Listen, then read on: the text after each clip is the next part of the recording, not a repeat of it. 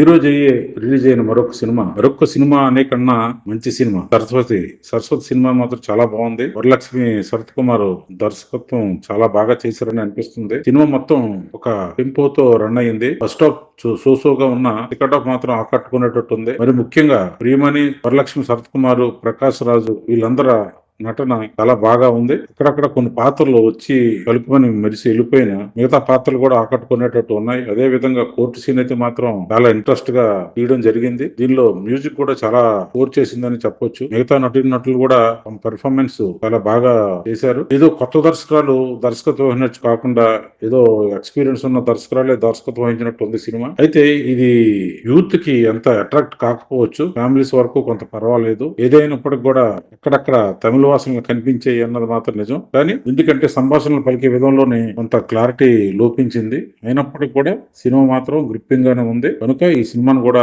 One time watchable గా చూడొచ్చు. అదే విధంగా స్క్రీన్ ప్లే కూడా చాలా గ్రిప్పింగ్ గా ఉంది. స్టోరీ ఎంచుకునేటప్పుడే తీసుకున్న జాగ్రత్తల వల్ల చక్కగా మూవీ అంతా కూడా చక్కటి సస్పెన్స్ తో రన్ అవ్వడం మాత్రం మనకి చాలా ఇంట్రెస్ట్ గా అనిపిస్తుంది. ఎట్టి పరిస్థితుల్లోనూ ప్రేక్షకులు అయితే మాత్రం నిరాశపడరు, అది గ్యారంటీగా చెప్పొచ్చు. కానీ మరీ ఎక్కువగా ఊహించుకొని సినిమాకి వెళ్ళకండి. సినిమా మాత్రం బాగానే ఉంటుంది. ప్రకాష్ రాజు, ప్రియమణి, వరలక్ష్మి శరత్ కుమార్ మాత్రం తమ యాక్టింగ్ యొక్క నైపుణ్యత కనబరిచారని మళ్ళీ ఒకసారి చెప్పొచ్చు. కనుక ఈ సినిమాని ఈ వీకెండ్ రిలీజ్ అయిన సినిమాల్లో మాక్సిమం ఫస్ట్ ఆర్ సెకండ్ ప్లేసులు దక్కే అవకాశం అయితే మాత్రం ఈ సినిమాకు ఉంది. కానీ డైలాగుల్లో మాత్రం బాగున్నప్పుడు కూడా కొంత తమిళ వాసన కనిపించిందని చెప్పక తప్పదు. ఈ విషయంలో ఒక్కటి తప్ప తక్కిన సినిమా అంతా కూడా చాలా బాగుంది. కనుక హ్యాపీగా సినిమాని చూడొచ్చు. మా విశ్లేషణ మీకు నచ్చినట్టయితే లైక్ చేయండి, షేర్ చేయండి, సబ్స్క్రైబ్ చేయండి. My media, me Janardhan.